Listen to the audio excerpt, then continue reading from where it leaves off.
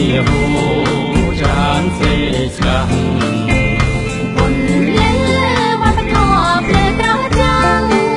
ខ្ញុំស្រឡាញ់ណាស់ជាខែរាចំឡាំបនសល់ពីបុរាណឲ្យខ្មែរទុំប្រាំខែរាំងសាជ្រួច្រងដល់គិរីបបតាប្រគិរិនទីក្នុងប្រឹងព្រៃ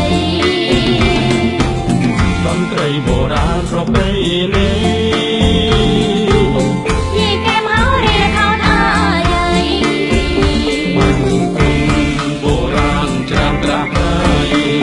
របាំប្រពៃច្រើនបែបផង